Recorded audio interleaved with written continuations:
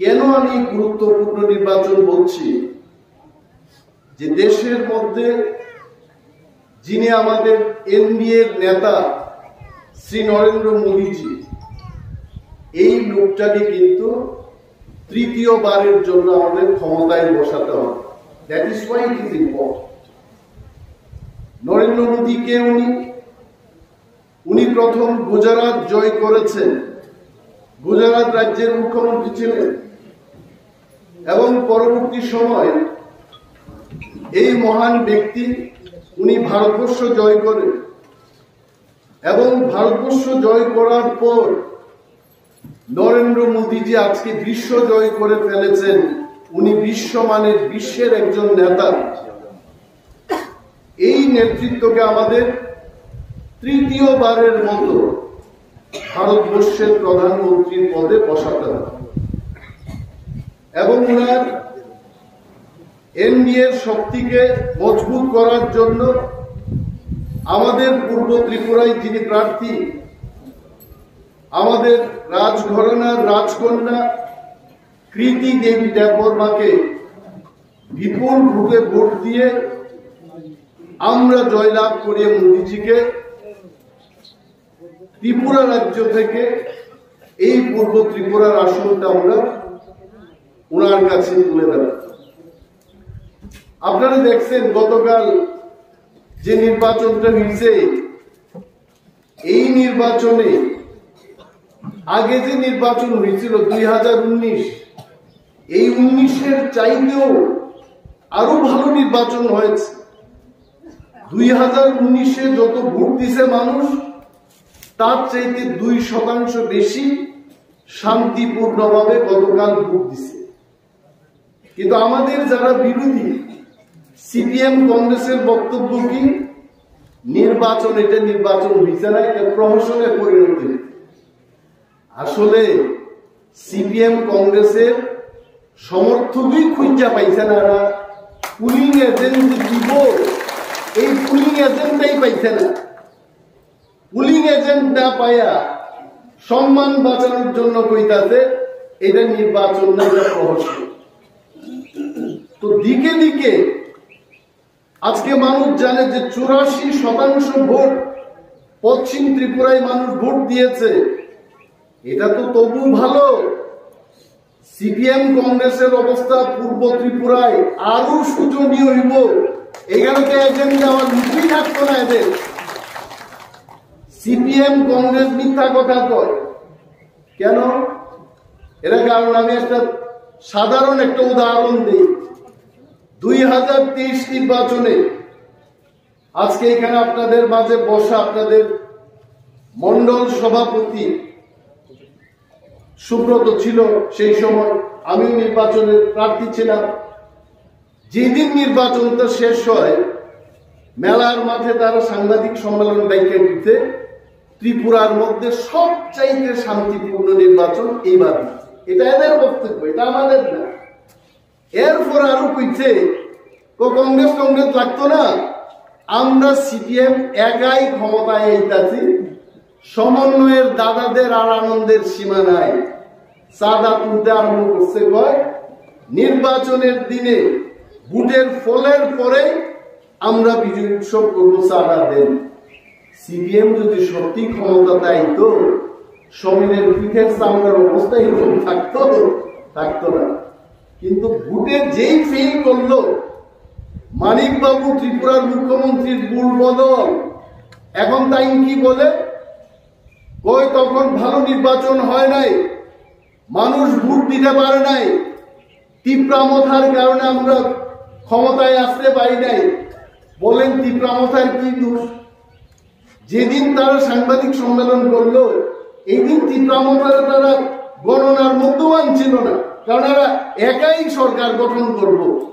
আর যেই ভোটে ফেল করলো, এমন হারছে আন্তর্জাতিক একটা দল, রাজ্যের একটা ক্ষুদ্র আঞ্চলিক দল তীব্রামথার নিচে গেল না। আর এখন বলে নির্বাচন হইছে না, কারচুপি হইছে, অমক হইছে, সমক হইছে।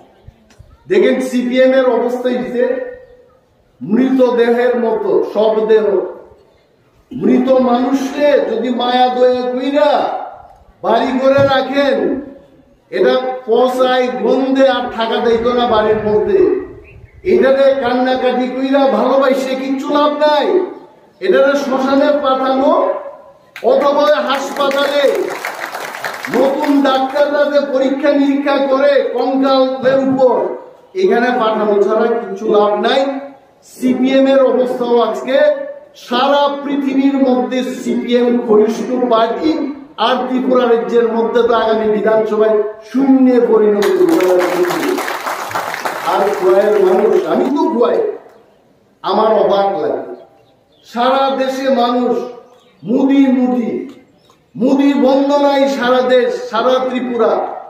আমি বিরোধী দলনেতা ছিলাম অনিমেষ দেববর্মা 1-1.5 মাস আগে।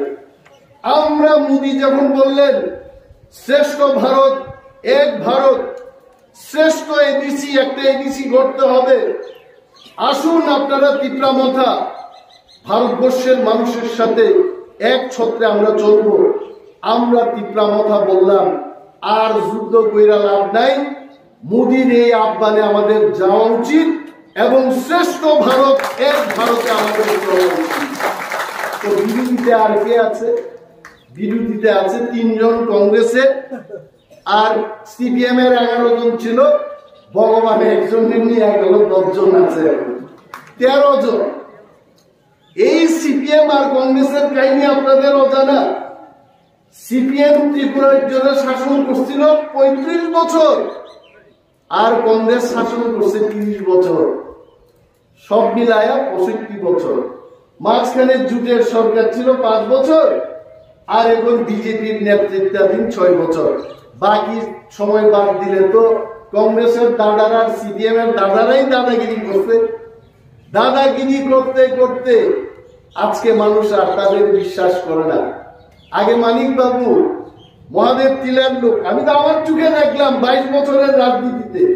এই মহাদেব তিলায় আমি বক্তৃতা করতাম, সোনাতলায় বক্তৃতা করতাম, ভয়ে মানুষ আমাদের বক্তৃতা শুনতে হইতো না, কারণ তখন সাম্যবাদী নেতা আজকে নাই। সমীর বাবু সাম্যবাদী, আর সাম্যবাদ আনব, গরিব ধনী কেউই থাকবে না, সবাই সমান অধিকার নিয়ে চলবো। 200 বছর আন্দোলন করছে কমিউনিস্টরা, আইছে সাম্যবাদ, আইছে না। আমাদের বক্তৃতা শুনতে আইতো না মানুষ, এদের ভয়ে। এই যে কমিউনিস্ট পার্টি, এদের যন্ত্রণায় কংগ্রেসীরা বাড়ি করে থাকতে পারত না, শত শত কংগ্রেসীরা আক্রান্ত।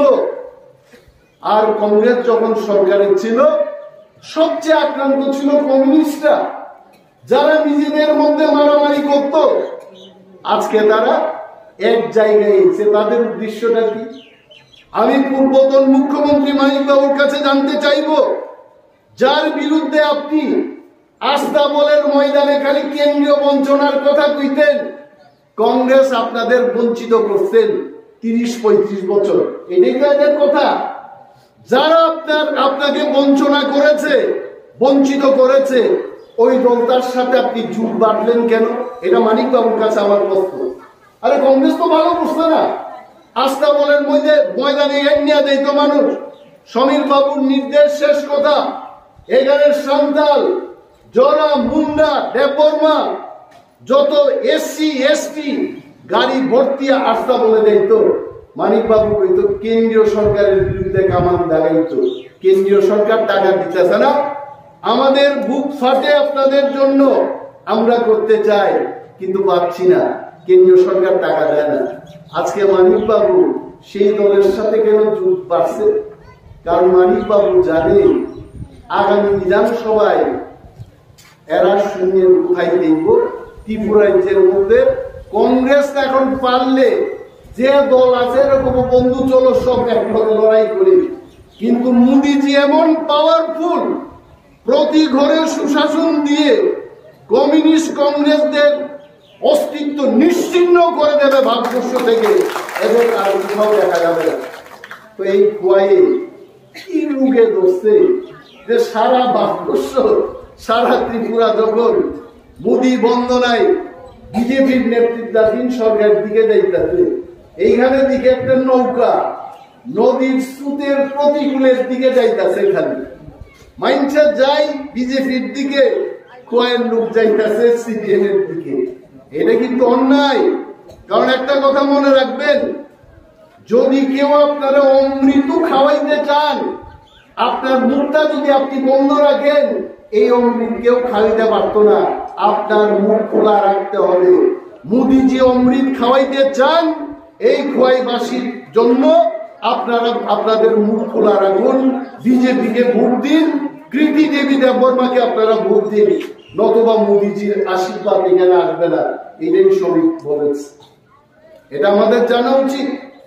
আগেই সিপিএমরা এই খোয়াইয়ের মধ্যে কি বক্তৃতা করত, সারা দেশের মধ্যে কম্পিউটার, কংগ্রেসের সরকার তখন কম্পিউটার আনবো, কম্পিউটার আসলে পরে মানুষের কর্মসংস্থান হবে। আর কমিউনিস্টের দাদারা কি কইতে, কম্পিউটারের বিরুদ্ধে আন্দোলন করছে 30 বছর, আমরা কম্পিউটার হতে দেব না, ড্রজার আসতে দেব না। এটা কার কথা? শ্রমিক স্বার্থের আন্দোলন কইরা রাখছে, ওই আমরা ড্রজার আনতে দেব না, কম্পিউটার আনতে দেব না। এটা কইরা খোয়াই মহকুমা একেবারে আমরা সব চাইতে পেছনে। আর আমাদের চাইতে আগরতলা, উদয়পুর, ধর্মনগর এরা আটকাই দিতেছে। আর এই কমিউনিস্টদের পেছনে হাঁটতে হাঁটতে খোয়াইয়ের মানুষ পেছনের দিকে দেখতেছে। এই সমস্যা থেকে আমাদের উত্তরণের একটাই পথ, এইবার কৃতি দেবী দেববর্মাকে আমরা 90% খোয়াইয়ের লোক ভোট দিয়ে আমরা প্রমাণ করব আমাদের মন আর সেখানে নাই। আমরা দেশের বিকাশ, রাজ্যের বিকাশের দিকে আমরা যাব, এখানে আমাদের থাকতে। এবং কমিউনিস্ট পার্টি আজকে এরা কি বলে, আমি 1-2টা কথা কমো, এটা আমার কথা না, এটা আমার কথা না। আপনারা মহিলারা এখানে বই দিচ্ছে, পত্রিকার মধ্যে একটা সমীক্ষা পাই দিচ্ছে, ডেইলি হান্ট, এই নিউজ এজেন্সি ডেইলি হান্ট এরা একটা সমীক্ষা করেছে। এই সমীক্ষায় কি কইছে, দেশের 64% লোক, 100 জনের মধ্যে 64 জন চান নরেন্দ্র মোদী যে আবার প্রধানমন্ত্রী হোক। আমার কথা। আর রাহুল গান্ধীর কয়জনে চাইছে জানেন? 21% লোক, অর্থাৎ 21 জনের 100 জনের মধ্যে 21 জন লোক চাইছে রাহুল গান্ধী যেন প্রধানমন্ত্রী। আর সারা দেশের মানুষ, কত লক্ষ মানুষের উপর সমীক্ষা করাইছে, এটা 1000 মানুষের উপর করাইছে না, 77 লক্ষ মানুষকে পথে ঘাটে জিজ্ঞেস করছে, সমীক্ষা করছে। সমীক্ষা করে জানতে পারছে যে দেশের 63% লোক চায় আবার এনডিএ যেন ক্ষমতায় বসে। তো এটার মধ্যে খোয়াই শহর, মহাদেব টিলা, সোনাতলা থেকে শুরু করে দুর্গানগর, জ্যোতি সিনেমালয়ের এখানের লোক, 12 বিলের লোক কেন বিজেপির প্রার্থীকে ভোট দেবে না? কেন কৃতি দেবী দেববর্মাকে ভোট দেবে না? আমরা যদি বিজেপিকে ভোট না দিই, এইবার পদ্ম ফুল চিহ্নে যদি আমরা ভোট না দিই, এটা হবে কিন্তু আমাদের নিজের পায়ে কুড়াল দিয়ে নিজে আঘাত করার স্বামী। আজকে মায়েদের কাছে আমি জিজ্ঞেস করতে চাই, ভারতীয় জনতা পার্টির সরকার রান্না আপনারা কি করে করবেন আরো ব্যবস্থা করে দিচ্ছে, আরো কাজের ব্যবস্থা করছে। সেদিন মোদীজি এসছেন এখানে, উনি কি বলেছেন? আরো নাকি 3.5 লক্ষ প্রতিদিনই উনি তৈরি করবেন ত্রিপুরা রাজ্যের মধ্যে। এই সুমধুর প্রতিশ্রুতি দেশের আর অন্য কোন ইন্ডিয়া মহাজোটের নেতৃত্বরা দিতে পারবেন না। মোদী হে তো মুমকিন হে, মোদীজি এইসব গ্যারান্টি দিতে পারেন। বিশ্বাস রাখতে হবে আমাদের বলে আপনারা তো করেন মতা, আর এখন বিজেপির ভোট দিবেন, এটা কেমনে হয়? আমরা বললাম, আর আমরা করি মত, একটা দাবি তুললাম, মোদীজি অমিত শাহজি বুকের মধ্যে টাইনে নিয়ে কইছে, আহারে ভাই, ট্রাইবেলরা, ত্রিপুরারা আপনারা আন্দোলনই করছেন, এই খোয়াই মহকুমার লোক ট্রাইবেলরা পায়ে হাইটটা গিয়া আগরতলার চিলড্রেন পার্কে গিয়ে আন্দোলন করত। যে রেল লাইন আনবো, সিপিএম রেল লাইন আনবো, 70-75 বছর আন্দোলন করাইতে এক একটা ট্রাইবেলের ফা ড্যামবীরের মতো ফুইল্লা এই বড় বড় পা হইতে গেতে হাইটটা যাইতো হাইটটা যাইতো, ভাত পাইতো না রাস্তার মধ্যে, চিরা নিয়ে যাইতো এমনি কি বা গামছার মধ্যে চিরা বাইন্দা একটা হাতের মধ্যে লাঠি নিয়ে আগরতলার উদ্দেশ্যে যাইতো। কইতো নিবেন বাবুরা, মানিক বাবুরা, দশরথ বাবুরা রেল লাইন আনবো, আমরা রেলের আন্দোলন করতে পারছে, আন্দোলন করায় পারছে, আন্দোলন রেল লাইন এনে দিতে পারছে। দেশের প্রধানমন্ত্রী নরেন্দ্র মোদীজি ক্ষমতা বসার পর বিনা আন্দোলনের 7 গুণ পর্যন্ত রেল লাইন গেছে। এই হচ্ছে তো এই বিজেপির পেছনে না গিয়া এই লাল ভাইদের যারা শবদেহের মতো ফইচা গইলা এখন দুর্গন্ধে এরা ভারতবর্ষ থেকে ত্রিপুরার থেকে নিশ্চিহ্ন হওয়ার পথে, এদের পেছনে আপনারা যাইবেন, এই পথে আপনারা হাঁটবেন না। আমার বিশ্বাস আরো এখানে যারা বুদ্ধিজীবী অংশের মানুষ, শ্রদ্ধা ভাজন ব্যক্তিরা আপনারা আছেন, খোয়াই মহকুমার দিকে কিন্তু সারা ত্রিপুরার মানুষ চায় থাকে আমরা কোন দিকে যাই, আমরা কোন দিকে যাই, আমাদের দিকে সারা রাজ্যের মানুষ চায় থাকে খোয়াইয়ের মানুষ কোন দিকে টান করে।